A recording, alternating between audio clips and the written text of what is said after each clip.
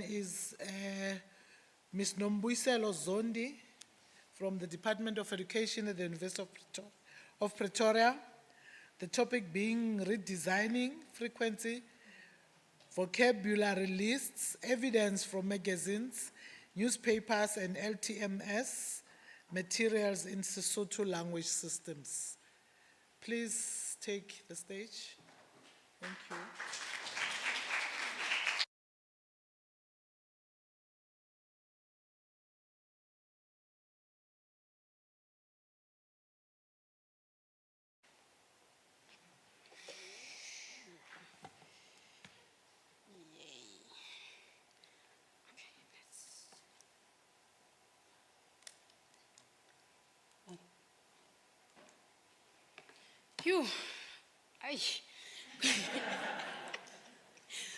Good morning, ladies and gentlemen.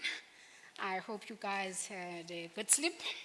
So today I stand before you not only as a doctoral student in education, but also as a teacher by profession, a profession that I value, respect, and love dearly. I'm grateful to have this opportunity to address such a diverse and esteemed audience, many of whom come from hard science disciplines such as IT, computer sciences, as well as a minority from soft sciences like philosophy, psychology, humanities, and law. While we come from various disciplines, for me it has been clear that we all need each other. The past 3 days of this conference has been incredibly insightful, with various speakers focusing on AI, social justice issues, particularly in the realms of higher education, corporate governance, community engagement, manufacturing, financial services, and more. However, I have noticed a gap in the discussions, the absence of a focus on basic education, children in reading, specifically how artificial intelligence becomes one of the most resourceful pedagogical tools in classrooms, especially in the foundation phase with teachers. Today, I'm here to bridge that gap and join the conversation from the perspective of teachers who speak various indigenous African languages. I hope to shed a light on how AI can support and enhance teaching and learning experiences in early education. Oh, okay, so this is my topic with my mentee, Professor Vukosi Marivate, and my colleague, Thapelo Sindane. We're focusing on redesigning frequency, vocabulary lists, evidence from magazines, newspapers, language and teaching materials in Sesotho language systems. So it's still a work in progress, don't judge me.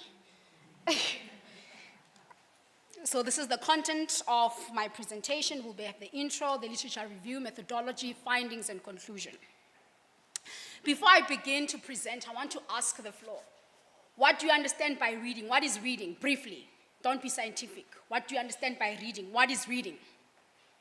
I'm seeing people scratching their head. Comprehending written language. Spot on. Anybody else?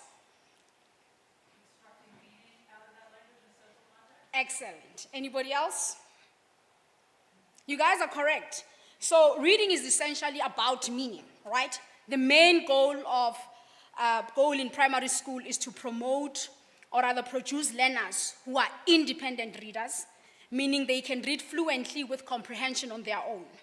Most of our knowledge about reading comprehension in South Africa, about the learners and how they perform or compared to their international peers, comes from large-scale assessment reports such as the SAGMAC. SAGMAC stands for South African and Eastern African Consortium for Monitoring Evaluation Quality, TIMS, Trends in International Mathematics and Science, PEARL's Progress in International Reading Literacy Studies. We also have local assessments such as the systematic evaluations, which took place in 2000, 2004, and 2007. We have the ANA, which is known as the Annual National Assessment Report, and we also have the National School Effectiveness Study. The most prominent study is the PEARL studies, which assesses grade 4 and grade 5 learners in 11 official languages since the period of 2006, 2011, 2016, and currently 2021. So what is this report showing us is that approximately 81% of South African learners cannot read for meaning in any language. What's worse is that the reading outcomes of Sepedi, Sesotho, Setswana have not increased in the past 10 years. So if children cannot read for meaning, this simply means children who struggle with reading comprehension from an early age may find it challenging to catch up the requirement grade level and run the risk of falling behind as they cannot go to higher grades. So what are the skills needed for teaching reading in the foundation phase? So we have what we call the National Panel Report, which was published in the West, and this report was finalized by a panel of experts from various disciplines. And what they did was they compiled a review of different studies on various components of reading on how children can learn to read. So it determines the most effective evidence based on methods for teaching children.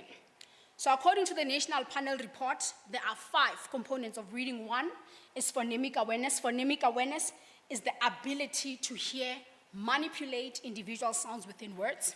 Then we have the phonics. Phonics is how the letter sound relationships corresponds to each other, or how those letter sound correspondence can be used to decode or pronunciate words. We have fluency, the ability to read the text accurately, with accuracy, speed, and proper expression. Then we also have vocabulary that refers to words' meaning, often referred to word recognition and word meaning. Then the last one is comprehension, which is the act of understanding and interpreting the information within the text. So these components, we also find them in our South African Foundation Phase curriculum, which it emphasized that teachers should definitely incorporate these components in their classroom context. These components are critical for effective reading instruction. So, in spite of the various reading components suggested to teach reading, our study mainly focused on vocabulary, as it is the important question is what type of vocabulary is needed. Is it more instrumental in comprehension text for the learners who speak various Sesotho languages? Why Sesotho languages? Because of these, they're classified as, they have the similar linguistic structures. By that we mean sound and word formation systems, and they also share orthographical structures, the written language. So we need to learn various frequency word lists. So with frequencies, we have high frequency words, which words appears in the spoken and written text. We have mid-frequency words, which they appear less common in high frequency, but they still appear in regular language. And then we've got low frequency word list, which are used infrequently in everyday language, but they mostly used in specific context or various disciplines. So where can we find this list? Because it is difficult to find the text for under-resourced languages such as indigenous African languages. So last year, there's been a popular buzz in South Africa of the concept of artificial intelligence. And some of my friends, they're in the discipline of engineering, and they're specializing in IT and computer science. So I was very fascinated with what is this artificial intelligence? How does it work? Where do they take the, what happens with the data? Where do they collect the data? So my friends told me, no, it focuses on creating machines and software capable of performing tasks that typically require human intelligence. And within the artificial intelligence, they've got other components such as machine learning, language, natural language processing, computer vision, and robotics. So then I asked them, okay, when you collect this data or this corpus, where do you take it? They say with newspapers, in magazines, on social media, and various other materials. So I said, what do you use it for? They say, we use it for machine learning, for parts of speech tagging, named entity recognition, semantics analysis, automatic speech recognition, and language detection. Then I asked, is that all? They said to me, yes, that's all. But then I said to myself, wow, I need this information. This, to me as a teacher, is a resource I can use in my classroom to assist my learners to be able to read. So what we see in the literature is that there's a substantial research that has been found that vocabulary knowledge to be a strong and significant predictor of reading success for second language speakers. Studies have established a certain vocabulary size and lexical coverage target for reading comprehension. However, most of these studies have focused on the overall size and development of vocabulary required for English second language speakers to improve their reading comprehension with less attention given to Sepedi, Setswana, Sesotho, any of the indigenous African languages. So we can see that in as much as there's a lack of vocabulary in these languages, there's existing studies that have focused on devoting, investigating, or designing the frequency word list in English. So this is what appears. We have the general list, which has 200 words, the word bank, the Fry's high frequency word list, which is we don't know how many words are there.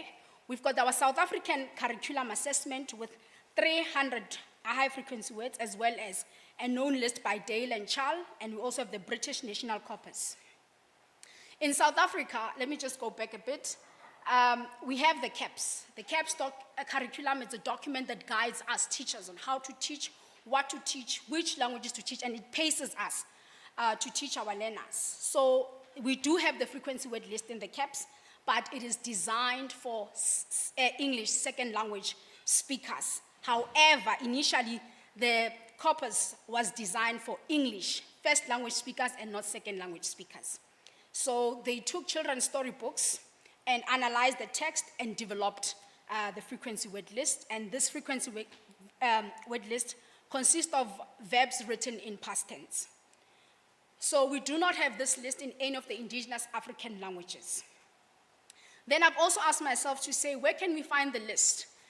We've got what we call the PEN SLAB, the PEN South African Language Board, which was established in order to promote and create conditions for the development and use of official languages, indigenous African languages, English Afrikaans, the Khoi, the San languages, and sign language, and to promote and to ensure respect for all languages commonly used by communities in South Africa. When you go to their website, I haven't seen yet the vocabulary list or the frequency word list, so I don't want to say they don't have it. Maybe they do have it, but it's not available in the public. We also have the Department of Higher Education. Perhaps maybe they also have the list, but again, the list is not available. And we also have the Department of Higher Education. Maybe as well they do have the list, but the list is not available. When you go to their website and check Department of Higher Education, maybe you can say vocabulary word list or high frequency word list. There's no list that appears. So there are popular scholars. One of them is Paul Nation, and the second one is the two authors with the same surname, Skimmett and Skimmett, who says that in order for a learner to be able to comprehend text or to understand comprehension, they need to have at least a high frequency word of 2,000 to 3,000 words.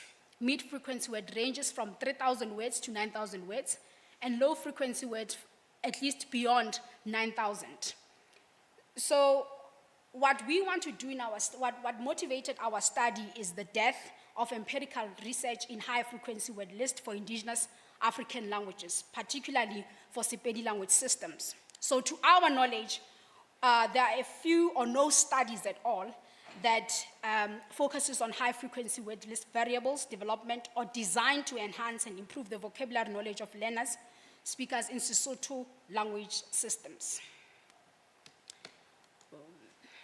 So what happened here is that we used the Northern Sesotho monolingual corpus to extract a vocabulary words list. This was taken from the government Vuk'uzenzele newspaper, and this was to achieve by tokenizing each sentence into individual tokens. The resulting list of words is then grouped by the first character matches, that is, words starting with the same character are grouped together and then sorted in an alphabetic order. The sources data contain the foreign token, which is rendered for further cleaning. And for further cleaning, what we did was to remove repetition of words. So the list also combines other languages in South Africa. So we strictly focus on Sepedi for now, and then we'll do other languages later. Then we also removed words that are either demeaning or racially inappropriate. And we removed names of people, places, cars, and organizations. So the list consists of 5,007 sentences, and we managed to extract 1,833 Sepedi words, and we're still continuing with our assessment. So I just want to show you something quickly. So this is the raw data. This is what we can see on this raw data list, and then this is part of the cleaned data. So yeah, we still have to clean the data more. So as we were analyzing the list, we discovered that there's a way that this list can benefit the people.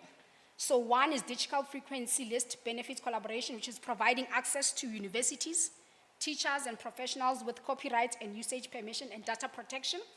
The second one is the community and university benefits, whereby it provides engaging educational resources for children, diverse teaching and learning materials for teachers, university professors, and improving indigenous African language proficiency and comprehension.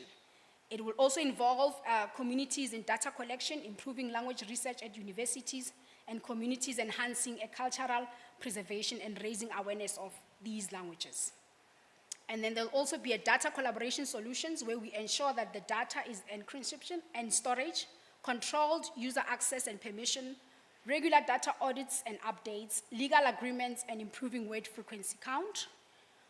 And then we also have empowering of education, where we'll be bridging language gaps in the curriculum, boosting pride in cultural heritage, and enhancing overall learning outcomes. Importantly, it might enhance learners or the students' vocabulary and comprehension skills, and it is highly recommended that frequency word lists given more attention by language teachers, experts, material writers, and policymakers in the language learning. Then the final component is that the sustainable impact. It encourages continuous community contributions, long-term language research support, and strengthening the education foundation. Sorry. So, in conclusion, redesigning the vocabulary list is crucial for improving the reading skills, not only for the foundation phase learners, but all of us. There needs to be a clear cut-off point for different word frequencies, as you can see with what some of the scholars have done in the West. So we need to identify how many words are needed for you to be able to comprehend Sesotho, Sepedi, or Setswana, or any of the indigenous African languages. These lists should be applied in classrooms to support learning, not only in classrooms, but also at the university level, because some of our learners are learning in their mother tongue, especially at the education campus, and also the Faculty of Humanities and African languages. We need to focus on indigenous African languages, which is essential for inclusive education. The benefits extend to schools, universities, and communities. So our research has the potential for a long-term educational impact. This study contributes to language research and cultural preservation. Before we move on, lately I've been asking myself that, what am I contributing practically to this field besides doing research? I think when we get to high institution, we only focus on research publications, but what about the practical element of things, especially in the foundation phase? We currently in South Africa have limited number, or rather depth, of teaching and learning materials in indigenous African languages. So I decided that in my doctorate, I'm going to focus on one of my elements and ensure that I do something practical, which is to write children's storybooks. I write my storybooks in Sepedi, Sizulu, Setswana. Why? Because I come from a multilingual family. So to me, English is not a second language. To me, English is my 6th, 7th, or 8th language, so I can never say it's my second language. So there's a project that I'm designing. Last year I was selected for a global project to write a children's storybook. And our theme was on children in care. So this is a book I dedicate to 16 of my friends who committed suicide between the period of 2020 and 2023. So just have a look at what I'm doing the project.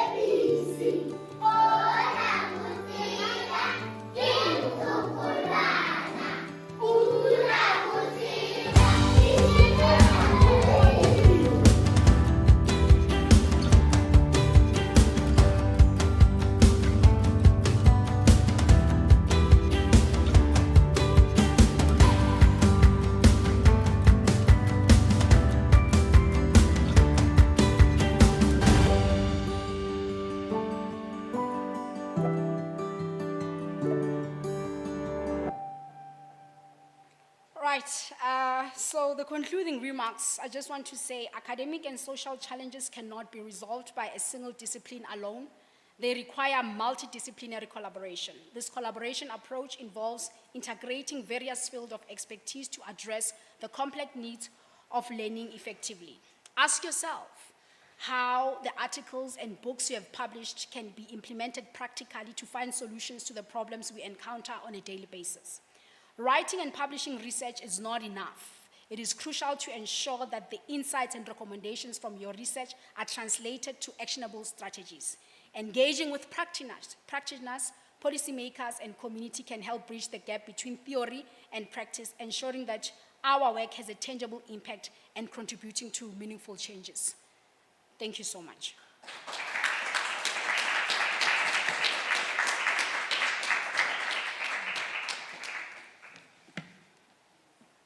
Thank you, Nombuyiselo, for the good presentation. We call what you have done AI taken to the community, because we know that those children that are at those schools know nothing about AI, but at least you have assisted for them to get the AI. Okay, our next speaker, I'm going to allow the next speaker to speak before we can have the question session. Our next speaker is Chinasa Okolo. His topic is Datafication and Postcolonial Discontinuities, examining the Sociodigital Marginalization of Africa.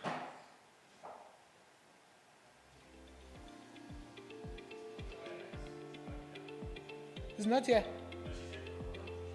Oh, okay. I thought I saw her.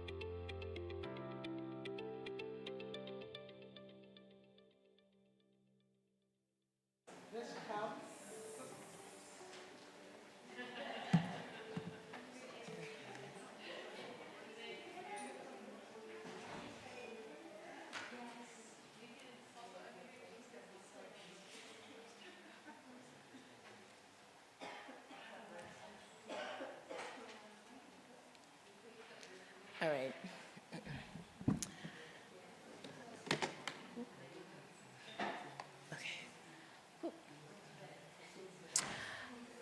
Okay. Thanks for being here today. I'm Chinasa. I'm looking forward to presenting some upcoming work that I'm working on called Datafication and Postcolonial Discontinuities, examining the Sociodigital Marginalization of Africa. And I first wanted to start off providing some positionality, to provide a bit of context on my background. And so I was born and raised in Kansas City, Missouri, in the US, to Nigerian immigrant parents, and proudly consider myself as Nigerian American. I earned bachelor's degrees in computer science from Pomona College, and also master's and doctorate degrees in computer science from Cornell University in the States. I've also been fortunate to conduct technical focused research at Microsoft Research and Apple. As a socio-technical computer scientist, I have experience in conducting ethnography and fieldwork in global South contexts, particularly in rural India, where I worked with community healthcare workers to understand how they perceive and value AI, and also how AI explainability could be catered to novice technology users like them. For my dissertation work, I was fortunate to leverage my work with community healthcare workers into a series of impactful publications. And also, I now work at the Brookings Institution, which is a public policy think tank in Washington, D.C., where my research continues to explore the promise of human-centered AI in the Global South by examining how African governments can enable effective AI and data governance. I've also investigated the impact of data work in the Global South, and then also analyzed datafication and algorithmic marginalization in Africa. So to get started for this presentation,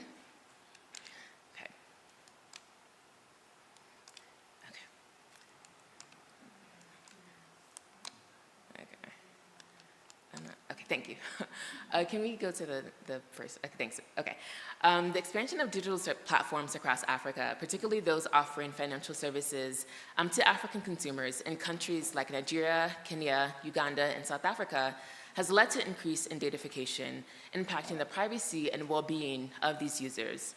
By examining neocolonial data and technical practices, we can understand how the current datafication of African consumers through digital platforms and technologies continues to perpetuate colonial ideals through socio-digital exploitation. While this research in this field is still emerging, I aim to explore the landscape of digital microlending in African countries, particularly focusing on microloan apps, and also how consumers have begun to adopt ways to resist these abusive practices practiced from these apps, and also how integrating indigenous African financial practices and philosophical values can reshape the current design of these digital platforms, and also reshape their existing practices to meet the needs of local users. So to provide just an intro into datafication, it's the transformation of social aspects of human identity and behavior into data that's used for analysis, decision-making, personalization, and targeting. Most of this data is captured through consumer interactions with websites, mobile applications, and other digital services. Given the increasing interest in AI development, the negative effects of datafication in African countries will only continue to increase.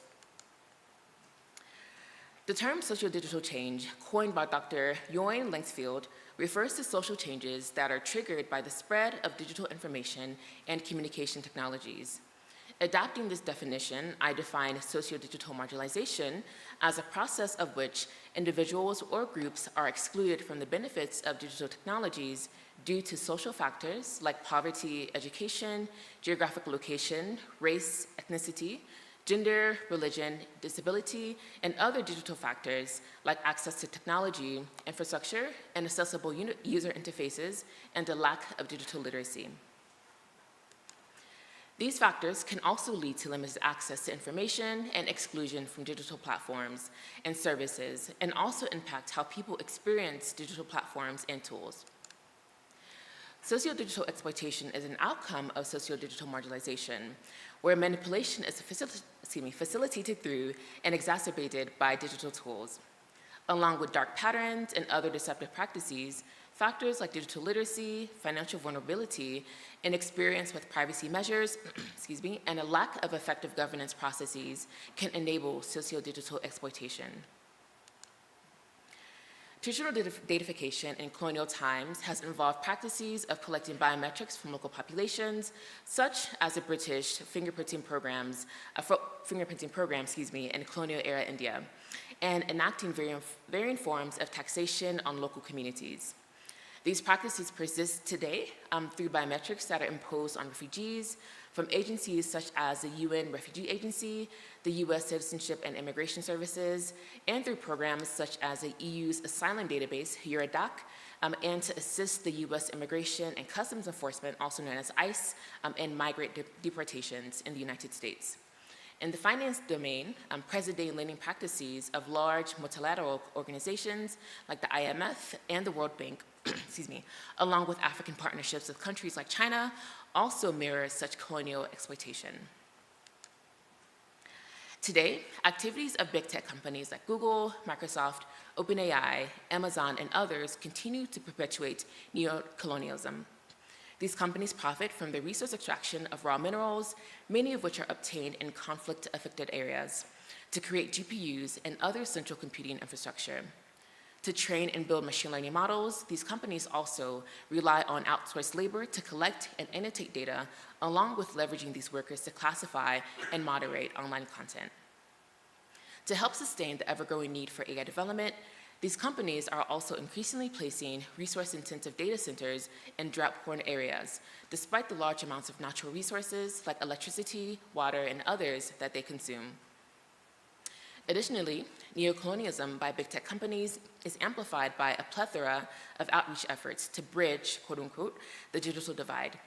From Facebook's efforts to provide free internet through their free basics program and also their express Wi-Fi programs, to Google and Microsoft's extensive number of digital skills training efforts, which heavily rely on the understated assumption that users will inevitably take advantage of their services, enriching them further through ad and other kinds of revenue. So now, to get into the main premise of this research, we focus on digital microlending.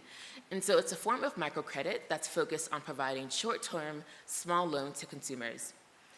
The development of the field of microcredit is credited to Muhammad Yunus, a Bangladeshi economist who started experiments giving loans to women bamboo furniture makers in Bangladesh in the 1970s. The premise was that small loans would significantly impact poor consumers positively.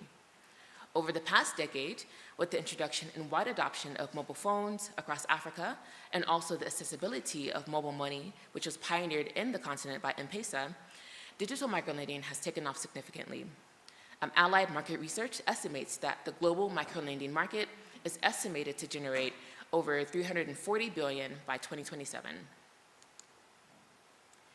There are thousands of microlending platforms operating in Africa. These platforms operate across the continent and focus on personal or small business loans. To fully understand the ecosystem of digital microlending in Africa, as I proceed through this project, I aim to conduct a landscape analysis of these platforms. Future work will also focus on obtaining detailed information about the operational geographies, ownership structures, and business models of these companies to investigate their practices further. It will also examine the impact of these platforms, leveraging prior understanding from historical data practices to understand how these platforms exert power over users and extend colonial tactics.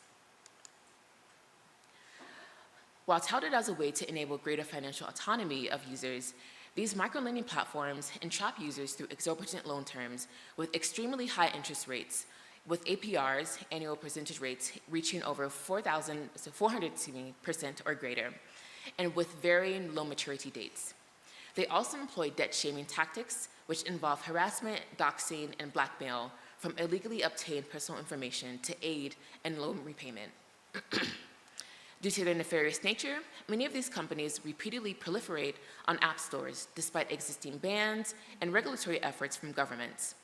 They also establish shell companies to obfuscate operations, which is a common tactic. As Africans continue to get online and economic conditions worsen in countries like Nigeria, Ghana, and Zimbabwe, consumers could be increasingly pushed towards these apps.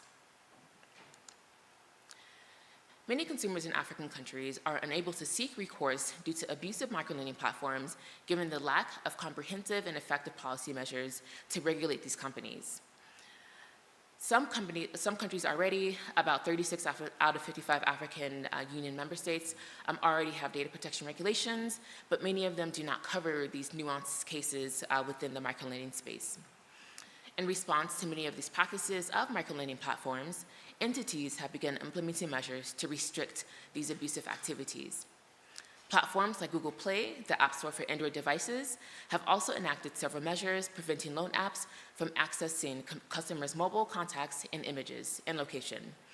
And countries like Nigeria have leveraged their Federal Competition and Consumer Protection Commission, also known as FCCPC, to officially register loan apps and have established sanctions against companies in violation.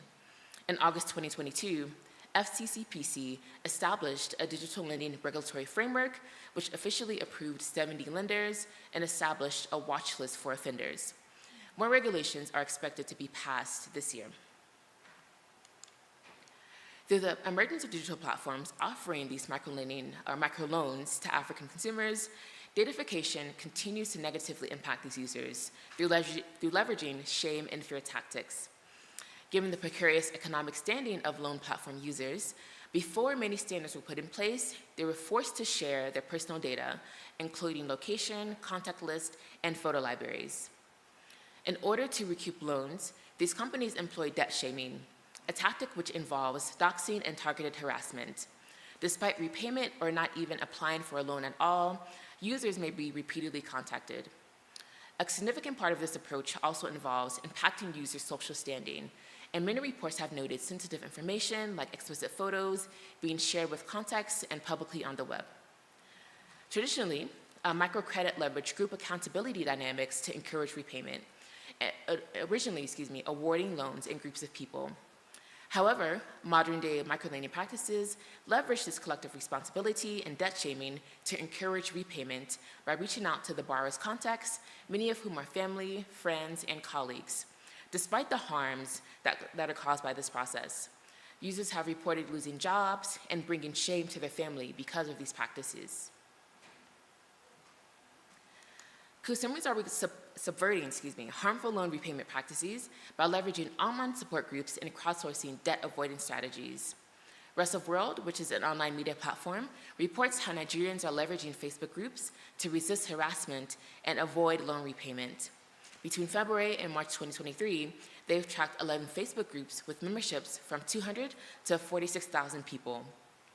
Before platform protections restricting the type of data that loan apps could access, many of the consumers also configured their device permissions to prevent access to their contacts, photo libraries, and location.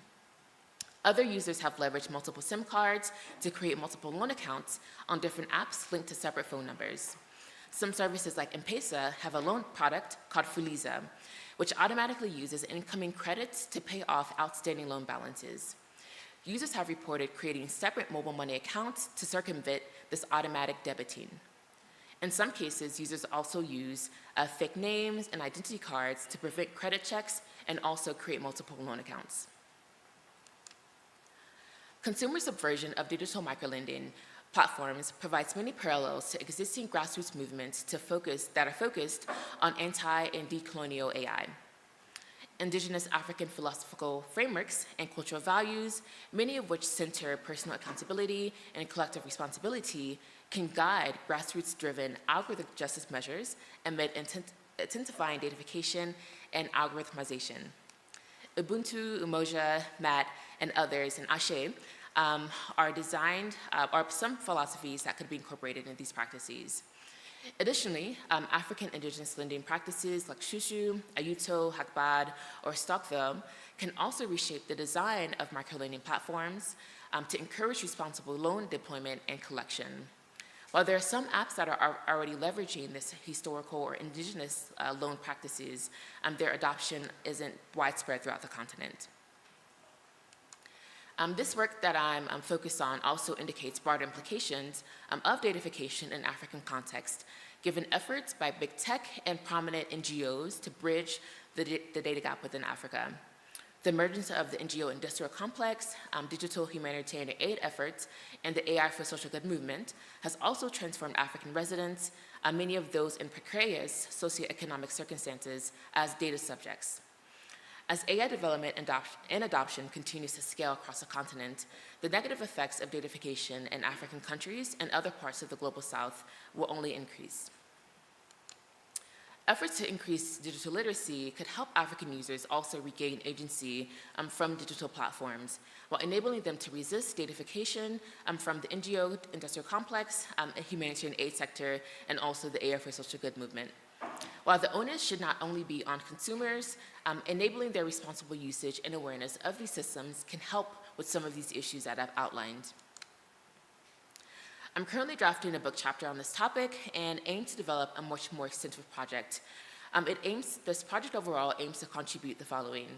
First, a broader understanding of datafication practices in the global south, an area that has been understudied in this field. Next, a database of digital microlending platforms operating in Africa with information about their respective operational geographies, ownership structures, business models, revenue, and privacy policies. And also a data set of user experiences with these platforms, crowdsourced from X, also known as Twitter, articles, investigative reports, and focus groups. Actually originally came across this topic on Twitter about 3 years ago and became really interested in some of the experiences that Nigerian consumers were having with these loan practices and loan apps. And so 3 years later, after finishing my PhD, I'm actually very excited to continue to explore this work further. And so, given the theme of this workshop, I also developed some guiding questions to inform my approach to some of the later approaches, or later, I'd say like analyses in my work that focus on grassroots-driven algorithmic justice and also enabling user agency amidst datafication. And so I'm interested in exploring how can we explore the concepts of design justice to challenge current practices in digital microlending, and then also how these principles can be used to slow sociodigital marginalization amid intensifying datafication in Africa. And so thank you, looking forward to discussing.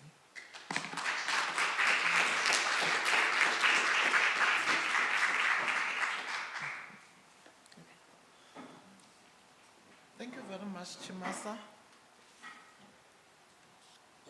We will get answers on how to challenge these practices. In South Africa, I know M-Pesa because every person who's not a South African, whenever he needs money, he always say, I'm waiting for M-Pesa.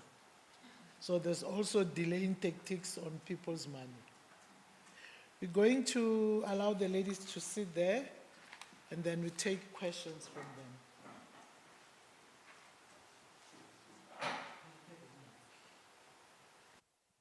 Any questions?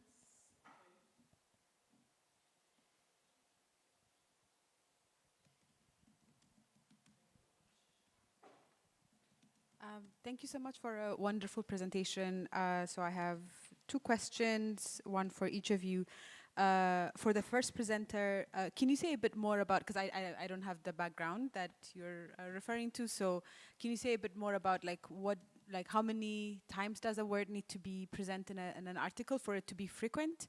And can you say a bit more about the process? Did you scan the articles and then you used OCR? Like if you can talk a bit about like that process. Yeah, so that would be great. And then number two, the second question is in terms of the apps that do loan, like, so if you look at some of the context in Kenya, for instance, when our data protection commissioner came into effect, it has significantly changed how these apps perform. Still not better, but at least I no longer get message saying, somebody is owning someone else's money. Yeah, so if you can talk a bit more about regulation and what that potentially the impact can be, what you've seen in your research as well. Thank you. Yeah, so my work is still in progress, and so I have done some work examining the data governance landscape in African countries, and so as it pertains to microlending, I think there's still some provisions of existing data governance or let's say regulations in the continent that don't necessarily account for these specific nuances. And so I know that Kenya and Nigeria have done a lot of good work in establishing more safeguards, and along with Google themselves, which many African consumers are Android consumers, and implementing protections to prevent this, I would say, extraction of data from consumers. And so I think there's still a long way to go. I know the African Union also is working towards, let's say, more so like continental-wide governance frameworks in terms of like data and AI. I've been working with them on the AI side of things. And so right now there isn't any, let's say, like binding legislation from the AU that can kind of help fill in the gap from countries themselves that don't necessarily have protections in place. And so I think that also countries with, let's say, existing, like, let's say, financial regulations should also consider amending this existing regulation to also include clauses that focus specifically on microlending and other digital, let's say, like financial apps as well. So hope that helps. I'm going to ask you, can you please repeat your question for me? Sure. So how frequent, like, so, because you're mapping frequency of words, like, so how many times does a word need to be present? Like, let's say, for instance, collaboration as a word, right? Like if that's a sentence or a word that, you know, that needs to be on the list, how many times, like I can imagine you could be mapping thousands of words.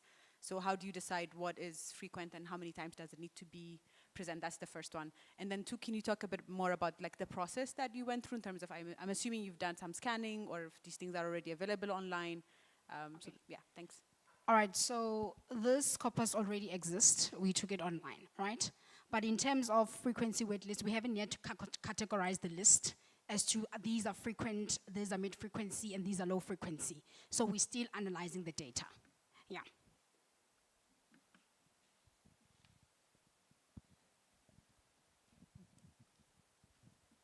Hi, thank you both for the presentation. Question for Chinasa.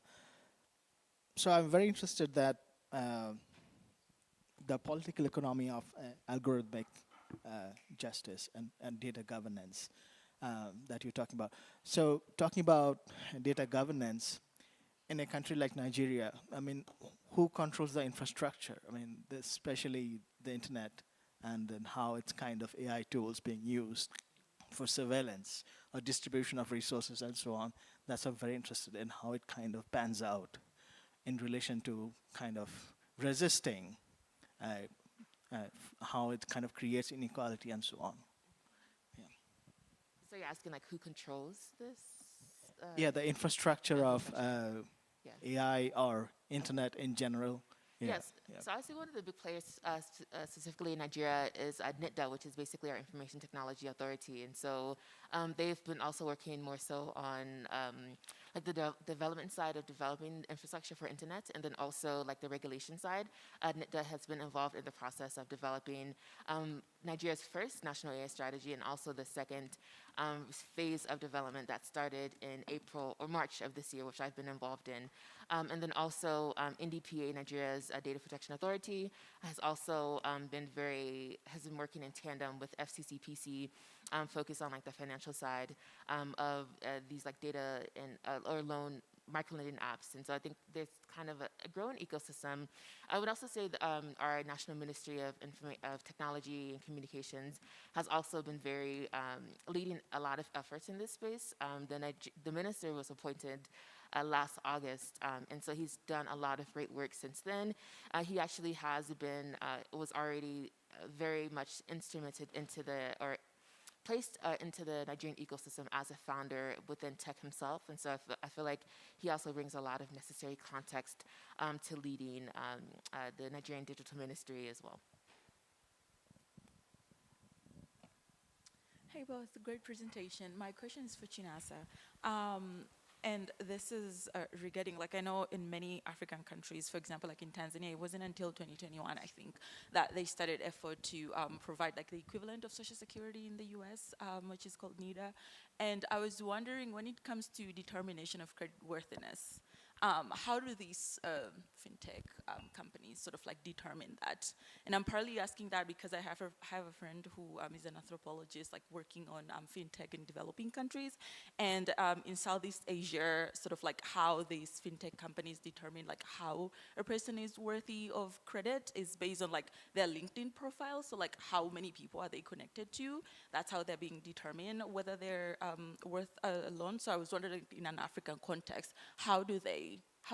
what are those practices? Yeah. So the majority of examples that I've seen in terms of how people get introduced to these apps is that they either get an advertisement on social media or just through browsing the web. And so they download the application. And I think it's a very relatively simple process in terms of getting the loans instantaneously. I think there are some loans that rely on existing structures within certain governments in Africa to understand the respective creditworthiness. For me, I don't have like specific detailed information to give you on this, but it's either like the apps are dispersed, the loans are dispersed instantaneously, or there's like a small like phase of creditworthiness review. So I plan to look at this further as I proceed with the project.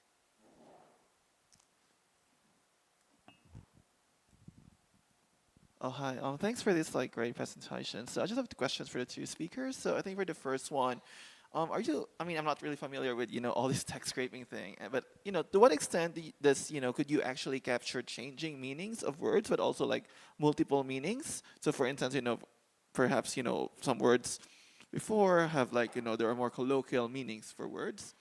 And I guess for the second presenter, I have like very two quick questions. So my first question is, while I was in the Philippines, I took a Grab, and apparently the Grab driver is which is like the Uber version there, is telling me that actually Grab is also now offering microloans. So to what extent are these apps standalone apps, and also to what extent are some of these platforms are actually embedded in other sort of I guess platforms, be it Grab or be it Airbnb, I don't know, that to what they are now, that person is now, their employment is now actually tied to these apps. But also, you've mentioned that users, for instance, can change their security settings to not allow particular apps to gather data. To what extent apps are pushing back against that? Or it's like, oh, for you to be able to access alone, you need us to access your photos, or you need to turn your GPS on. Thank you. Oh, okay. So for us, we did not change any meaning of the words. Yes, we did see that in the list there was a mix of like Sesotho and English words. So we did not consider those. We strictly took standardized concept. So, and the one thing you need to understand is that when it comes to indigenous African languages, there's an issue of standardization, especially with the orthography and the terminology and also the spelling sounds. So it was quite challenging. So we stick to the standardized. Yeah, so to answer the first part in terms of the platforms themselves, I don't have specific information on if for those like bigger, I guess, the platforms that leverage multiple avenues. In Nigeria, I think like the closest example I can think of is Jumia, but I don't know if they necessarily offer a loan product. I know that many of the telecommunications apps, like let's say MTN, I think they offer like Momo or something like that, which is a financial product. And so some of them are like also getting into this space. I have a colleague, Daniel Masiga. He is an information science PhD student at Cornell, and he's done actually a lot of interesting work looking into the ecosystem of mobile money in Africa and understand, and actually a lot of it emerged because African consumers are actually trading, let's see, like their mobile credit balances, and so that adapted into mobile trading of mobile money. And so his work is actually very interesting, and I recommend looking into that. And what was the last part? This last question, please. To what extent are apps pushing back, or with like consumer responses, or potential, for instance, with the turning off of access to particular, phone? Yeah, so because Google has implemented protections to prevent this data capture over, let's say, like the last couple of years, I think it's definitely slowed down.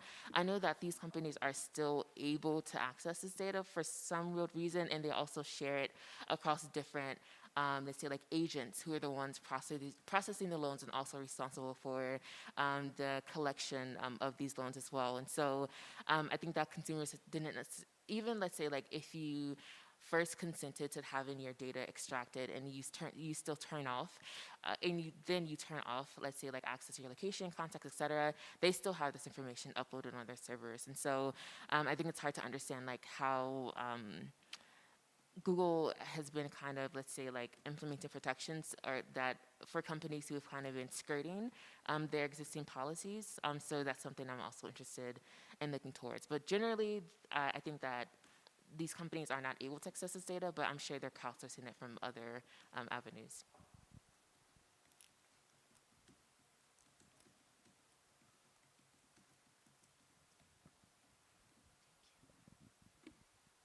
Thank you for your presentations. And my question is for Nombuyiselo.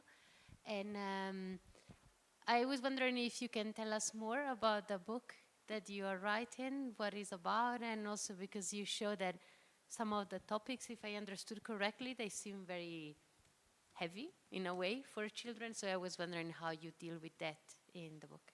Thanks. All right, so I'm focusing on social justice issues. Personally, I feel that the current children's storybooks, they lack some information, especially with regards to issues of rape, poverty, cure, unemployment, child-headed household. I mean, a lot of our children in townships and in rural areas, they face these issues, but they're not being spoken about, you know? So everybody's skeptical about writing about the stories, but we need to find a ways to engage the learners. For instance, I've been in a situation where I was at a school and the learner was raped, but the learner doesn't know what to do. So it's through storybooks that the learners can read and understand what they need. They can find assistance, right? So, and last year I was invited by a global project to write a storybook on children in care.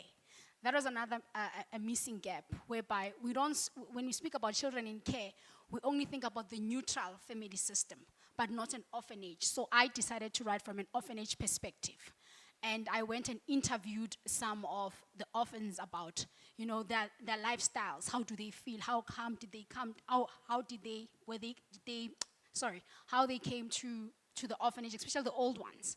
You know, some were neglected by their parents. Some don't have parents. Some don't have families. So we never speak about those topics. As I foresaw the need to write about it.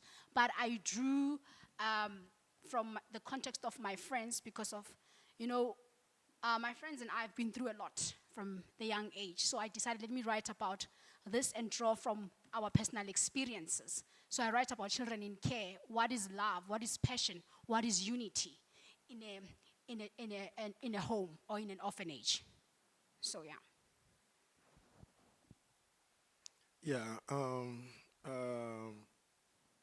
My question is to understand just in the broader context of education in South Africa. I just want to know,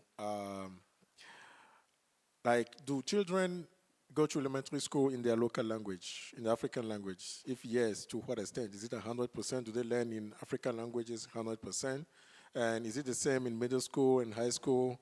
Yeah, I'm interested in knowing because, like, where I'm from, in most part of West Africa, we only learn in the colonial languages. And yeah, I'm just interested in, like, formal education in African languages. Yeah. So at the basic education level, from grade R to 3, that's the foundation phase. Learners in, I think in quintile 1 to 3, they learn in the indigenous African languages, and then English becomes the subject. Then from grade 4 onwards until matric, that's when now English becomes the medium of instruction, and vernacular, or in indigenous African language, is taught as a subject. So this is where the challenge, but the challenge here is, how do we transition from teaching our kids in indigenous African languages to English? Remember, in as much as I'm exposed to my spoken language, I'm not exposed to the written text, right? And we don't have books in indigenous African languages. That's where I saw the need that I should also write books. If you remember very well on Monday, Professor Kwesi said to us, in order to preserve these languages, we must write in indigenous African languages. So that's the step I'm taking, to say I need to write in these languages. And I don't need to expect anyone, but we need to tell stories from our context, our experiences, which are not anecdoted. You are my hero.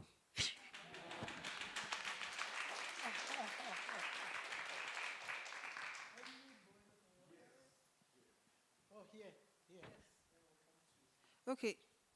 I have a question for both speakers. My first question related to African languages, sort of following up from what Kofi said. Well, like he said, in West Africa, I don't know if it's just West Africa, but I'm Nigerian and we're taught in English. English is Nigeria's official language, and all formal education is in English. And whenever I see conversations about I suppose education in African indigenous languages, I sometimes feel a bit leery about it because I understand that for many people like myself who are pursuing postgraduate degrees abroad, outside Africa, you need a qualification and either your WAEC, West African Educational Certificates in English, or IELTS, TOEFL and all that. And I feel that a lot of the time when I see people talking about this, they do not acknowledge the fact that young people in Africa want to leave Africa because of, the limiting, I suppose, the challenges here. And so I wonder, how do you address this sort of concerns? And then I also feel that African languages, I speak Yoruba, for instance. African languages, sometimes when I speak Yoruba, when I see other African, Nigerian speakers speak their own language, it confers, and even here I have seen people speak certain languages that I don't understand. I feel that these languages confer some sort of privacy, intimacy amongst their speakers, and I feel that the development, a potential risk of the development of AI technologies that enable people to understand these languages could breach some of that affordance. And then I wonder, I also worry that projects like yours, for instance, and stuff being done by organizations like Masakani, for instance, that are non-profits, that are done using community efforts, can then be exploited by large technology. Google recently released Google Translate services for, I don't know, about 100 languages just last week, and I feel that these companies are exploiting the efforts of small voluntary workers, and I feel somehow about that. And then for Chinasa, my question has to do with, do you think that there's any relationship between neocolonialism and micro-lending, or not? And I suppose I also feel, I also feel that when it comes to, I suppose I'm addressing something that, a question that somebody asked regarding how some of these companies how they exploit users. I've been a victim of tech companies before. Well, when you download the app, they scan your contact list and they go through your browser history, they go through your gallery, they look at your images. Your credit score is calculated on how often you take selfies, how often you take videos, the websites you visit, and they use that to calculate how valuable you are, how much of a good person you are, something like that. I don't know. But I wonder, how do you think that there is a difference between how consumers should resist these tech companies, for instance, by opening many different types of accounts, and how I suppose efforts related to resisting neocolonialism itself? Because I feel like these companies are local companies, and I'm not sure how one ought to phrase a resistance to them, and I wondered if you had any thoughts on that. Thank you. So to go to the first part about the linkage or the link to neocolonialism, I mentioned some, I guess, things I'm trying to branch into, like current practices by like the IMF and the World Bank, and essentially I think the premise for that is, like debt is a form of neocolonialism and has been used as a tool, especially in colonial times, to basically, I would say, just enact power. And so I think Haiti is probably one of the biggest examples I can think of when we talk about colonial debt, and especially like their relationship with France and how this has impacted their economy and also like socio-political, let's say, like circumstances today. And then, so I think that these loan app companies are definitely using some of these same tactics. I still need to like explore which one specifically. And then there's something else I was going to say, just forgot. But I guess also going into some of the data that they're extracting and, the development of social credit scoring, I think this is also something that's interesting, and how they're trying to, account for the lack of existing credit scoring methods in many African countries. I'll come back once I rearrange my thoughts, but. Okay, I hope I understood your question very well. I think, let's say, for instance, we're involving the community to take part of the project, right? So how do we ensure that we're not exploiting the community or people are contributing, to designing the materials? I think one of them is to not only acknowledge them, but involve them in every process, For instance, to say the book was written by maybe Nombuyiselo Dlamini, and also I should, as a community member, should have access to the data or to the resources that they've written. But we need to ensure that there's, control user access. We need to ensure maybe regular data audits and updates and legal agreements. So, yeah.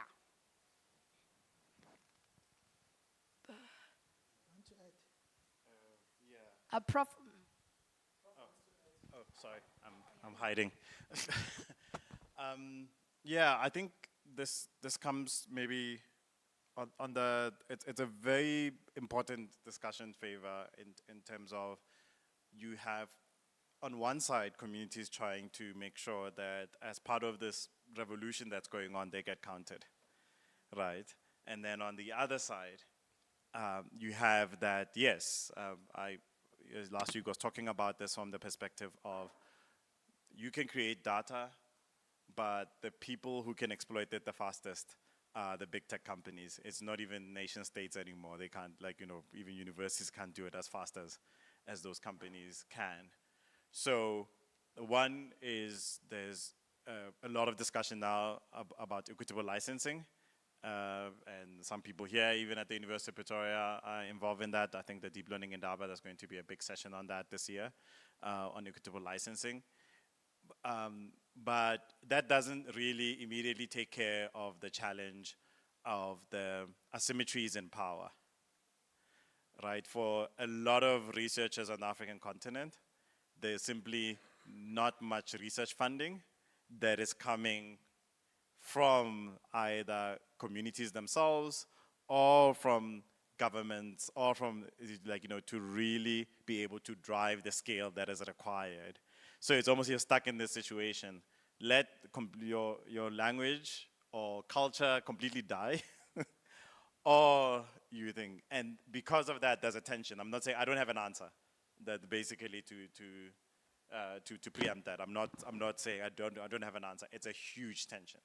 It's a massive tension that is sitting in these spaces. I live on both sides of this part because at a company, we acquire data from different spaces and we you pay for it and all those things. At the university, there's a lot of work that's being done through people volunteering their time to get these things done. So you're trying to kind of figure out where's this balance, and it's not, it is not something that is at the moment clear, and I don't think it will be ever clear, but then we must have these discussions that we can have these conversations in this room.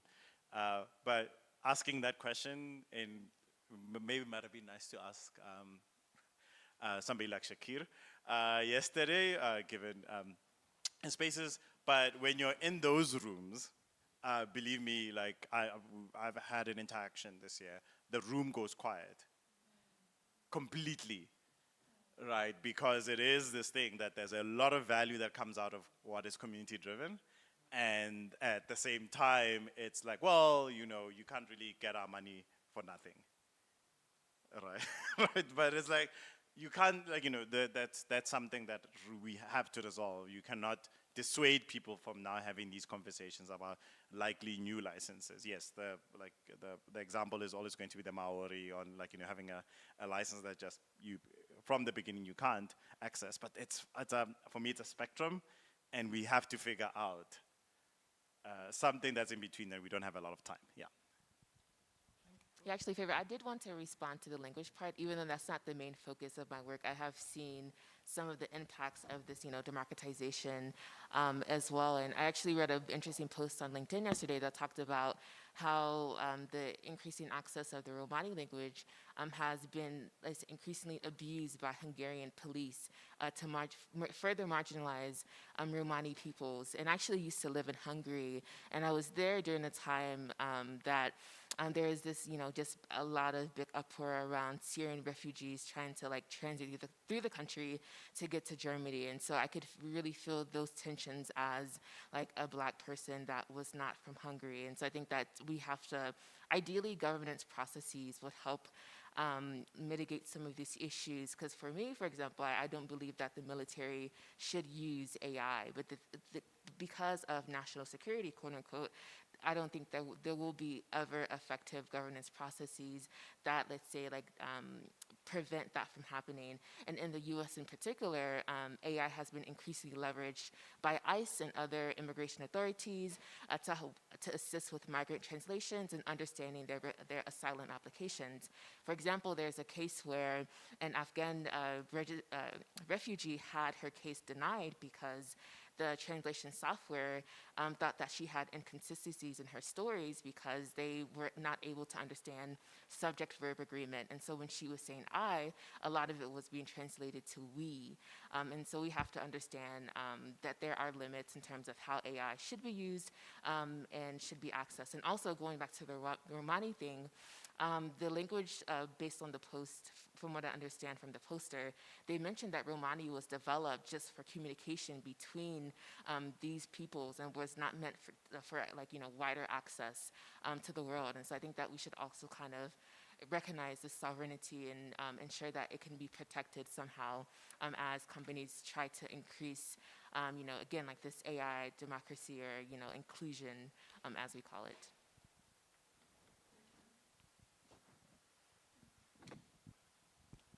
Thank you. I've been very blessed by these conversations so far. Blessed. So what I'm about to say is mostly comments. I try to frame it into questions, but honestly, it's not coming. Maybe later, if it comes, we can then sit down. Thankfully, we have a lot more days to interact. So I was thinking, regarding what Chinasa said, it's just a brilliant talk because it presents a very important issue that is often taken for granted, especially within the context of Africa where the practice is predominant.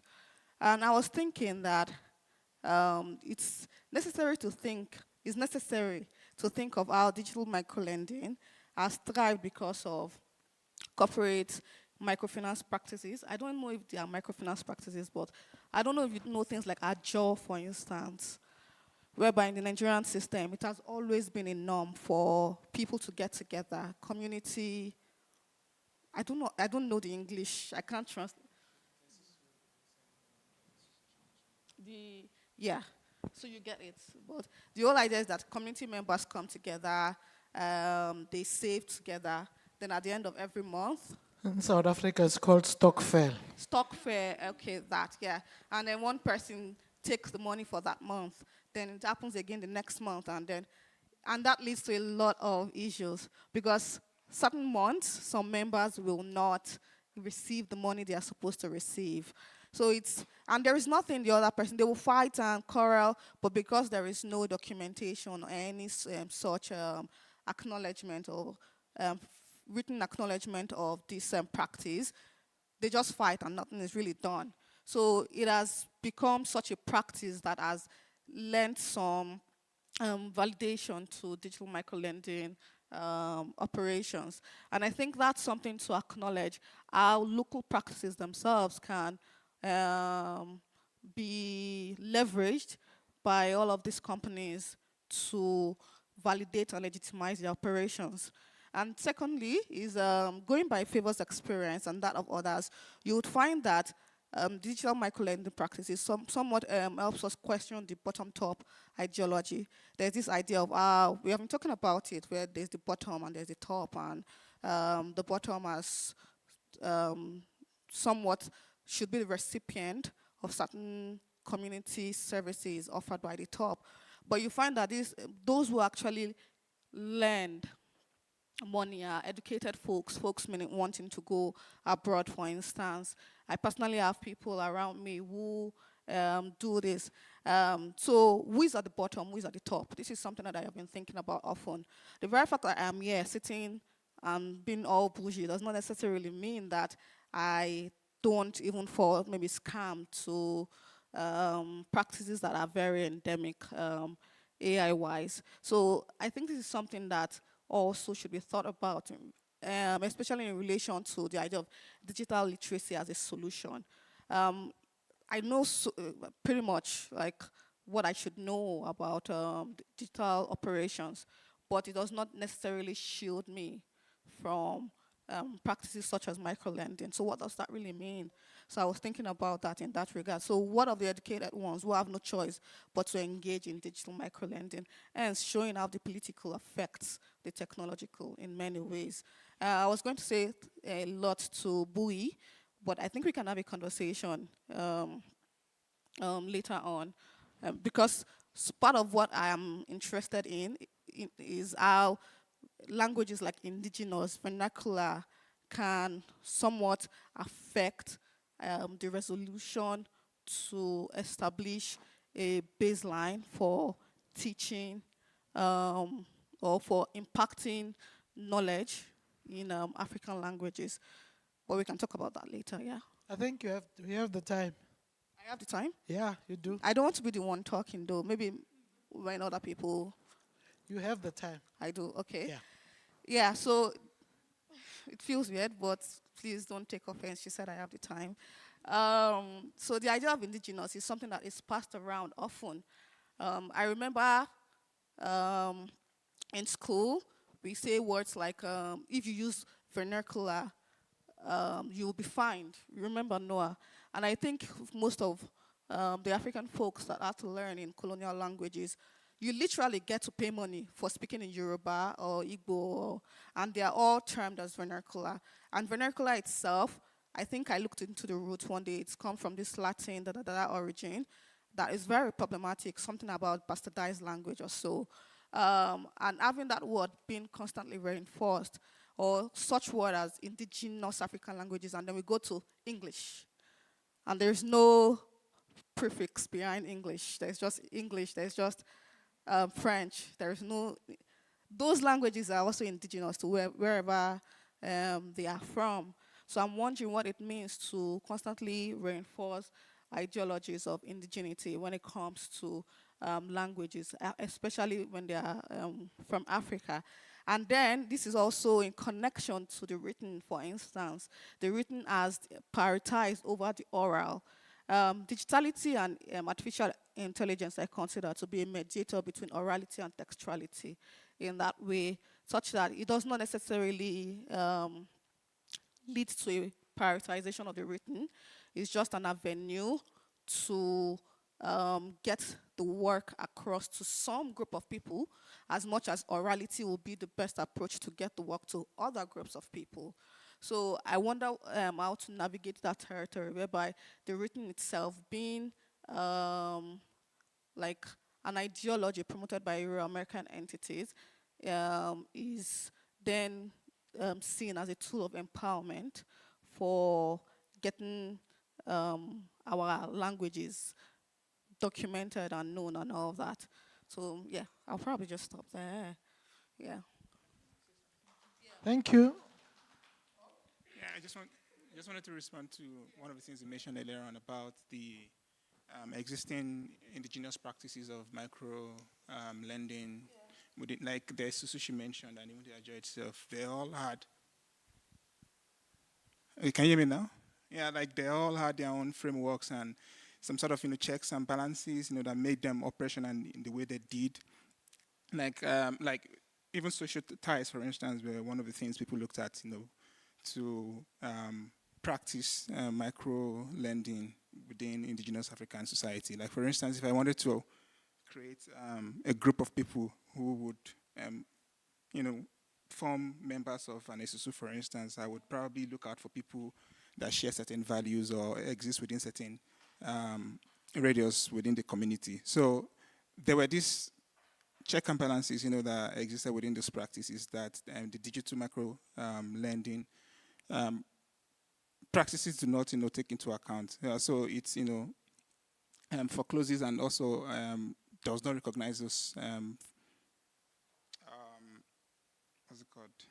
Those steps, into which you could look into before you. We should talk about debt, shaming, for instance, which is like weaponizing the digital, for instance, the digital micro lending practices. So I think that it becomes a problem because even while these platforms, sort of co-opt existing indigenous practices, they do not take into account the whole framework within which those practices exist. So, like for instance, if they were offending members within any SUSU group, you would probably go to the chief to sort it out, before you could take other measures. But for digital macro lending platforms, it just goes from lending to shaming if you do not meet up your quota, or if you fail to come up with or if you offend in any sense or in any way. So yeah, so I think it's the short of my own response to you is that it's weaponizing the digital itself rather than looking into existing local practices. Thank you.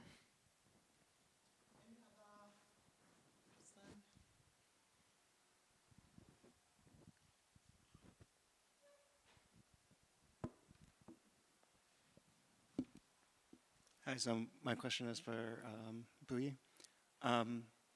So I did a little web search about some of the linguistic properties of the languages that you're working on, and I'm super curious about how those linguistic properties figure both into the kind of natural language processing challenges that you're dealing with, but also the kind of reading pedagogy in those languages.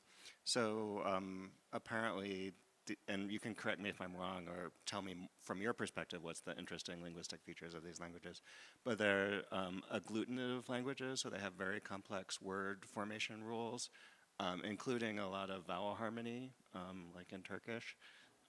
So one of the things that means is that like the notion of a word in these languages is very different for what a notion of a word is in English, and what you have to learn to sort of decode or analyze that word is very different from what you have to learn to decode a word in English. And so I'm just curious, like sort of, yeah, how does that affect the pedagogy in these languages, as well as the kind of challenges of supporting those pedagogies with AI? All right, interesting question. So at the foundation phase, teachers are given what we call a sound framework, where it represents different alphabets, or also with vowels, right?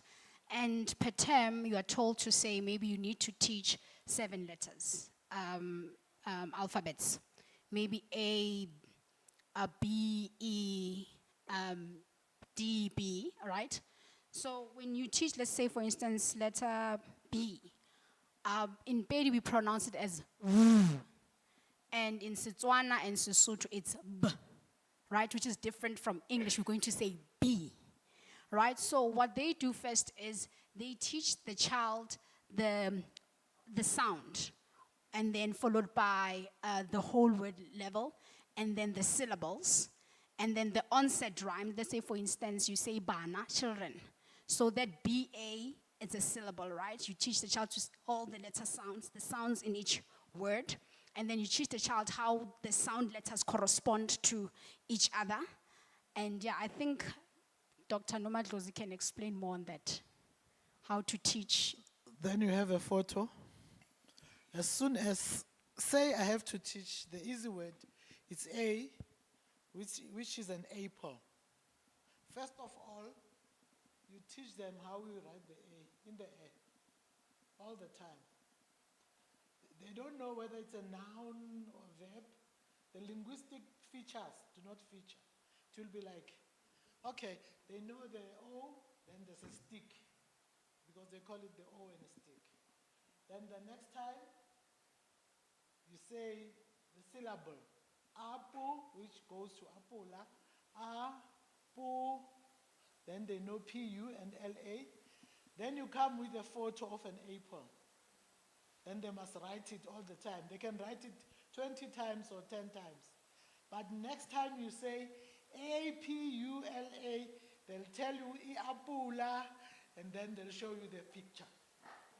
So in the foundation phase, you don't demarcate from the type, whether it's a verb, whether it's a noun, where you use it in a sentence, what linguistic feature does it have. You just teach them that's what they understand. I think that's the simplest way of saying it. And Matthew, I think just to add, I always ask myself, what's the difference between teaching phonics or phonemic awareness with English and indigenous African languages? Till date, I'm struggling. The experts I'm speaking with say, what's the difference between teaching the two? We don't know. There's no difference. You know, the problem in South Africa, there won't be a difference because in like our policies, our African languages policies, I don't want to call it vernacular because in South Africa, when you talk about vernacular, it's like we are taking us to the apartheid era. Yes. Yeah, because when I was doing vernacular, it's us in the 60s. I would do substandard A, substandard B, vernacular, substandard, then standard 1, standard 2, standard 3. Now they've changed it because we are now politically clever. It's no longer standard, it's grade. But when I talk about my language, I won't say vernacular. But when I was young, it was isiZulu, it's my vernacular. Now because I'm politically wise, I call it African languages. Or I then call it indigenous language. When you say vernacular, we usually shrink and think, we don't want that one. What I was saying, what was I talking about? I talk too much. Yeah, I wanted to say there's no difference between teaching the phonic in English and teaching it in isiZulu. Because what happens in our education system is that they go and sit and do the policy in English. Then they take that policy and give it to all the languages to translate. So if the English says, when you teach, for example, there are things that we do not have in African languages, like prepositions, right? And they are there in English. Then when they say the bottle is on the table, there's no word that is exactly similar like on in isiZulu. Then I will therefore have to go and think and use the correct word that I use. So you wouldn't come and therefore say, when I see on, like in Zulu, I'll say ibhodlela, lipezu. Like it will be on, lipezu, lingaphansi, you see? But you cannot say those are synonyms, in such that in some instances, words that are used in those policies are synonyms. Mother, father, house, synonyms. Then we also have cultural respects, taboos, words that we do not use, that are used in English. For example, if a story in English calls an elderly person by name, if it says our teacher, Brenda, or it says, then it continues to say Brenda, in my language, I'm not allowed to call an elderly person by name. I'll therefore have to customize that story to be correct when it's read by a Zulu-speaking person. That's the short and sweet of it. You want to ask something? Oh. So yeah, this is maybe more of a comment or observation, just thinking about like these conversations around language and, you know, I think this lesson, this very brief lesson that we had, you know, thinking about languages and different, and how they, you know, operate differently syntactically and things like that. But also thinking about the presentation about languages and them being lost, and then also not experiencing those languages in the presentation. Because I also think there's another aspect to this is it's aesthetics, right? So when we move over to the design side of like this conversation, and we are talking about appealing to people based on art creativity, but also the power of the language, and being able to hear either poetry, either hear a story, excerpts of a story in the language, instead of appealing to this idea of a language going away and not hearing the language, I think it's really important to realize how do we bring that back into it. And then also, I would say recognizing, you know, we're talking about elementary age students as potential learners, but also like people in their 20s, 30s, and 40s, and maybe 50s, 60s as potential like language learners as well, as people not too late to be interested or captivated by these languages. Thank you. It's a comment, but also, you know, just thinking about that as a way to appeal to, like I'm a single language person, right? Like, and so this idea or notion of like having multiple languages at my disposal is a notion, and it's also a thing that I don't really have to worry about. So I think there's a appeal to people who don't have to worry about it, hearing the information, but then also being compelled to learn it beyond like the need, you know what I mean, to learn multiple languages. You know, I think in South Africa, I can say we are lucky to have these 11, now 12 because of sign language, these 11 languages have been made official. Because what happens is, we stay, okay, the apartheid system wanted to put us in silos, in special places. You'll find that in this area, it's only people speaking Sepedi. In this area, they speak another language. So you're sort of grouped. You know that when we are in this area, they speak Sepedi and. But after 1994, we sort of automatically mixed. You see the freedom of being able to jump from this province to this province. Then what happened is, if for example, she said she knows this is Zulu, Sesotho, and Sepedi, and Sepedi. Then, in our house, my father talks Sepedi, he's a Sepedi person.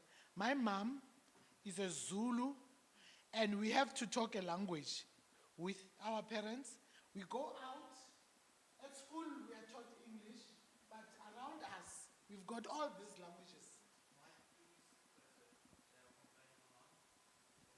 Oh, okay. I'm a teacher, I use my hands. So, in the long run, you get that you know all these languages, especially speaking them. And as soon as you start speaking them, writing them, you can relate that, like for example, Prof. Vukosi can attest that I think he speaks Xitsonga or he knows Xitsonga. I know isiZulu, you'll think I wouldn't know Xitsonga, but isiZulu and Xitsonga are related. When you look at them, if I'm talking about, for example, a person, in Zulu I would say umuntu. Prof. Vukosi will say munu. Then in Xitsonga to walk, they will say nafamba. Then in Zulu we say siyahamba. You hear the relationship. So in the long run, we've got this richness of having a knowledge of all. I'll tell you, I can speak all the 12 languages of South Africa, or 11, because the other one is now for the deaf people. Because of the mixing, the infiltration between the people, the marrying, you know, when you get together, others marry each other. Soon we'll be knowing Yoruba. Thank you. I think I just want to add something. I come from a multilingual background. I think I've stated that. So I've got a story to tell. From the foundation phase until grade 7, I did isiZulu. From grade 8 to matric, I did Sesotho. It's because my dad is Nguni and my mom comes from the Sesotho language systems. It was a bit difficult for me, but I think what made my life easier was that I also speak the languages at home. So believe it or not, my dad speaks Nguni languages, my mom speaks Sotho languages, and we understand our parents. So I've been asked, do you find any challenges? I don't. And then we also had, at my school, we also had some of my former classmates who were Chivenda or Tsonga speakers, but enrolled for isiZulu or Sesotho, because that's the only languages that the school provided. Guess what? They did well even in matric, myself included. So I think it's also about maybe the interest of language and being exposed to the language, both written and spoken language. That's the way you can learn. You know, I'm also thinking about two of my friends, the guy's white and the lady's Pedi. And now Mark is learning Pedi. And I think it's because of Reba is speaking Pedi. That's how, you know, you get exposed to the language. And Dr. Nomadlozi is correct. Maybe you need to surround yourself with those people who speak the language. And if you're interested in learning Zulu, I can teach you before you leave. Few words. Or Sotho. So I have a comment that I might be able to craft into a question by the time I'm done with my comment. So I feel like when I think about languages, I feel like they are actually rather political. When we talk about Yoruba, for instance, there's Yoruba Ajumolu, which people like to say is Lagos Yoruba, but it isn't actually Lagos Yoruba, it's actually Oyo Yoruba. But there are lots of dialects. I'm from Akure, for instance, and there's an Akure dialect, which I don't speak very well or at all. But how the identity of the Yoruba came to be one identity because in the 90s, I suppose, Ajayi Crowther, who was a rescued slave, enslaved person, returned to Nigeria, and there are just this political, there are lots of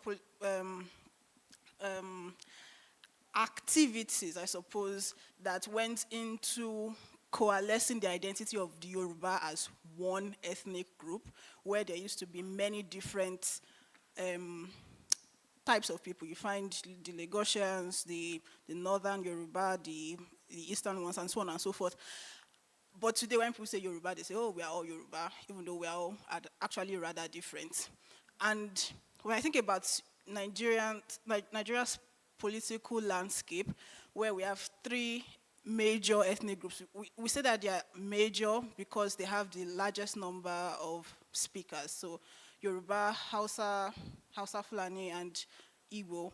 And then when I think about, we call them Wazobians, minority, there are over 500 languages spoken in Nigeria, but only 3 of them are regarded as the major ones.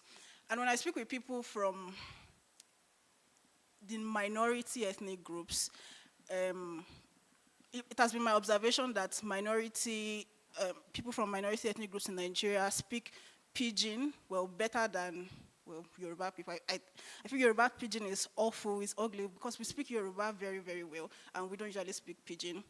But I find that people who are not Yoruba specifically have been forced, I suppose, maybe not, for pragmatic reasons, have been able to adopt or adapt to Pidgin English because other than formal English, formal Nigerian English, it's a way for many different people from many different ethnicities to be able to communicate amongst themselves and live together. So, and also there are lots of, there's a lot of historical discord between minority ethnicities and the Wazobians in terms of political power, land, marriage, historical wars. And I guess, I don't know, I wonder what we all think about, I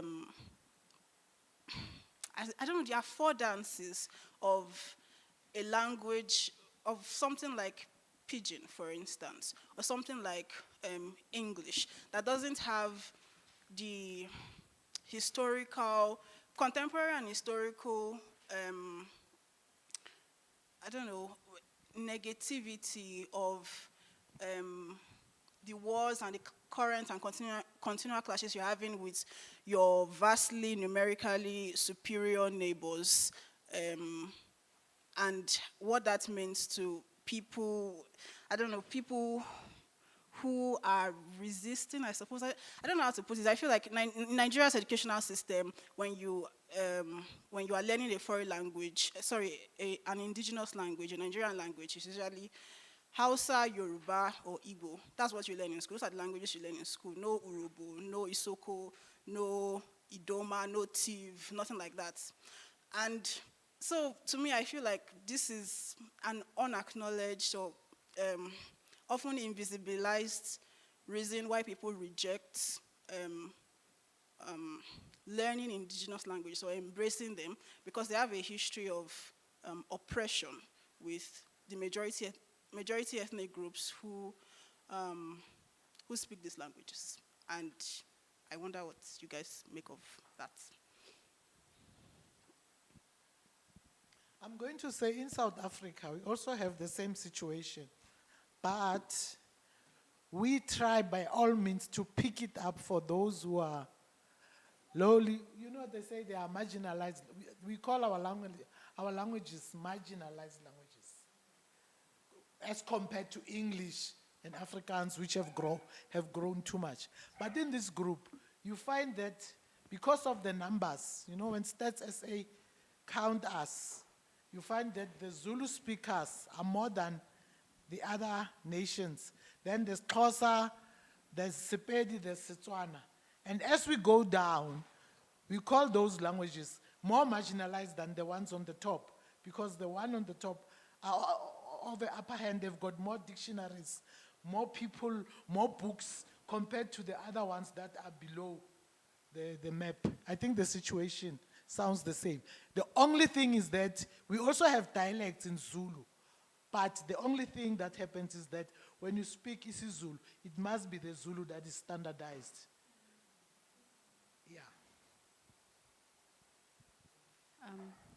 Thank you. What a really interesting conversation. And I'm going to check my privilege here of being an Ethiopian and never really having to struggle with the conversation around, colonizers' language. But the real fact is English came on a boat for a lot of us. It came with a lot of weapons. A lot of people died resisting not to speak English, right?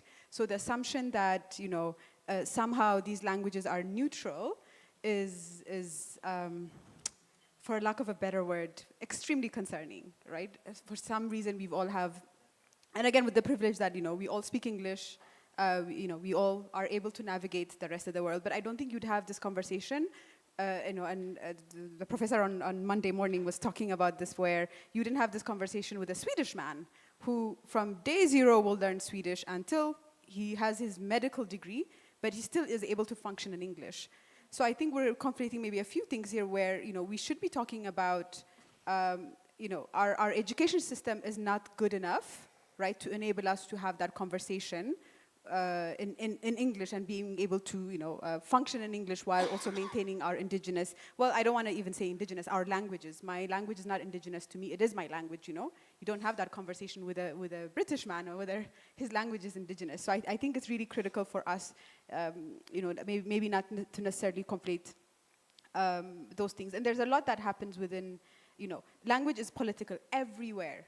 So the fact that, you're speaking Yoruba or I'm speaking Amharic, the fact that I speak 1.5 language in Ethiopia is extremely political. Based on my name is political, our existence is political, the fact that, lower income groups have different versions of Amharic is extremely political, and people are pissed because you're bastardizing their language. But that is literally everywhere. It's not unique to us. So I feel like, we're forced and to prosecute our language in a way that we shouldn't. Language is political everywhere. There are minority languages that are in Ethiopia. We speak 80 languages. It's only 4 technically that are recognized. We only have 1 federal language. my parents were, for instance, were forced to speak a specific language. That happens literally everywhere, right? And that's how territories are conquered. That's how identities are conquered. So that's just the formulation of it. So I don't think it's really unique to us. It's just that it's been happening for years. So I feel like we should be prosecuting English. The fact that we're having this conversation in English should be the conversation, right? The fact that we don't have translators, right, should be, I feel like we need to sort of shift that conversation to there. That's my first point, if that was a point, I don't know. The second thing is around the conversation around the digital micro-lendings and African perspectives and ideologies. And I want to go back to the conversation that Awa Berhane was having with us on Tuesday, where she was talking about, and this is something that really stuck with me. What does it mean what does decoloniality mean when we're talking about AI, right? So what we mean is understanding, right? And it's not, we're not trying to abstract, we're not trying to generalize, we're not trying to scale, and we're trying to build something fit for purpose, and that's also what Sasha was saying. So now when we're looking at digital micro-lendings are not African. They're extremely capitalist systems that, in a setting, and what my two colleagues from Nigeria were talking about, I also have a nukub where I will never join it's a micro-lending association when I know one friend is gonna join because I know he never pays. Yes. So I will never join that. That's the first question that I ask my friend is like, who is on that list? If he's on that list, I will never join because I know if there's 10 of us, 9 of us will just, come through, he will not. And it's not, but it's just, that's just the reality. And there are other things that most likely people would not join because I'm in it, right? So, that's really fit for purpose and that we're looking at our community, our context. So now we've designed the system that, you're sitting out of Nairobi and you're trying to lend someone in Mombasa money that you don't know. It's built on surveillance, it's built on, extraction, and it also is exorbitantly, the interest rates are insane. And it's about naming and shaming. So for me, that's not, it's not indigenous, it's not culturally fit, it's just capitalism. So, and if we're trying to say, and I'm not saying the speaker said this at all, not at all, but now trying to sort of see how do we make this African or, indigenous or whatever, word that we're using, maybe it's not. So maybe if it's not, then, we can think about what are how can we scale up systems that, indigenous lending systems that we have without it being, predatory, right? So maybe shifting that conversation. I'm really looking forward to the mutual aid conversation. I think someone is going to be presenting this week. Hopefully that's, when we're even thinking about post-capitalist technology, right? What could that potentially look like? Scaling without, extraction. So, a couple of thoughts, yeah.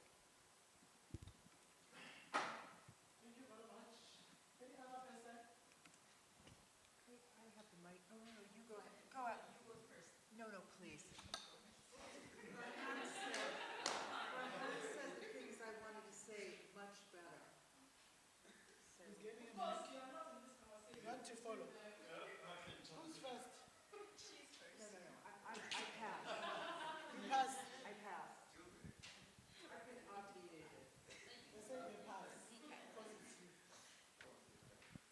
So I just want to respond to your point, and it really remind me of my grandma, who is a former educator, and she's like in these groups of women who are also like former educators that they do this, I guess like the micro-lending in Tanzania, they call them Vikoba, like this group of women doing this, and really like sort of like pushing back like to sort of like highlight how these are like local practices because they don't do anything digital. It's sort of like this group of women coming, for example, like every Thursday, everybody has to sort of like contribute, say like, I don't know, like 10,000 Tanzanian shillings, which is like $5. So like they do that and like that money is being distributed among those group of women. So I think like part of it is like this digital aspect is sort of like changing and sort of like make it more capitalistic. But I just remember this is like, when I was a child, I just remember her being in this like group of women who they will do this. But right now, more and more, this there's like a micro-learning element that has been added to these practices that were in place. And I think part is like, how do you make it more African? I think like part of it was already African, but you have these companies that are trying to make them, more of like appealing to capitalistic interests, and I think that's how they're changing. So just try to highlight that as an example, because I remember her being in these groups when I was a child. And then the other point is about, which I think is like coming from your comment, is about standardization. And I think even though like we're not talking about it, but you know, going to the language and like marginalized language or like indigenous language and sort of like how they are made that way. I just think like there is something to be said about standardization, like who get to standardize language in a national, for example, like a national level, and how that itself can be very political. It's like who are those people that get to standardize them, and how in that process sort of like exclude others.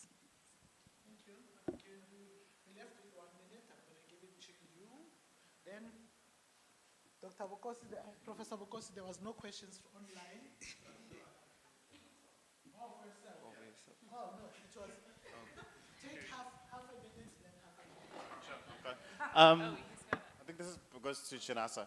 One of the interesting things that happened during COVID was, I think, in the first few months, I got a lot of these phone calls of people just assuming that if they added AI to their supposed solution that they wanted to present to the government in an emergency response, it would make their solution look more interesting. So these were like people just saying, hey, we want to do contact tracing using facial recognition for some reason. All right, and there was just a lot of these types of things, and it's very like, and for me, maybe if I'm again optimizing for a thing of just getting the contract, that's what you do. But how then do we protect against a lot of these, given that a lot of the people on the other side who are sitting, making decisions on these systems are not, again, they're not in this room, they don't have the depth of maybe asking, they don't ask those questions, and it's been something that's very disheartening to me. So yeah, any thoughts on that? Yeah, just in general, in a lot of my talks, I've been advocating against the need for AI, especially in the business sense, because a lot of things people are aiming to use AI for could honestly be solved with relatively simple algorithms or just general automated processes. And so I think this is also a big issue. And then when we also consider the resources that developing and using these systems takes up, I think that we also have to be very wary of this, especially within African context.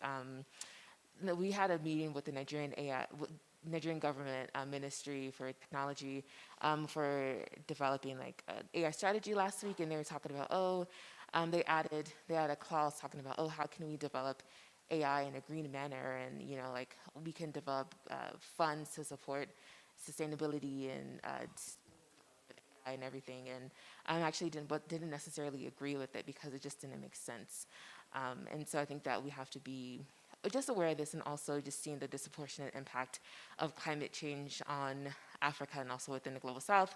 We're seeing this very clearly now within the Caribbean. And so I think that we have to be really cautious about how we talk about AI and also about its respective capabilities, and then also consider the impact of it as well.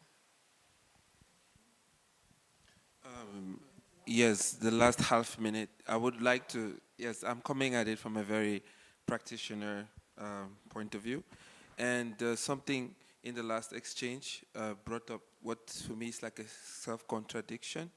So we started out this conversation on the first day with a brilliant talk where we wanted to like increase the scope. We said, okay, let's consider our African languages as one as much as possible to have a bigger impact in whatever we're trying to build. And in the last exchange, we are kind of expressing a desire to come to, systems of economics and lending, which only really make sense in very small and tight-knit, trust-based communities. And there is a mismatch there.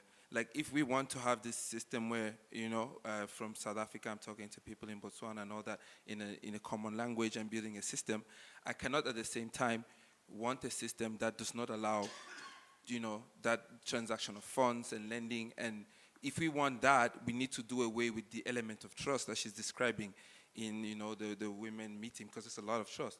So do we want something big, or do we want something tight knit and trust based? I'm trying to see like this kind of a contradiction in what we're seeking here. So maybe we need to sit with that a bit more.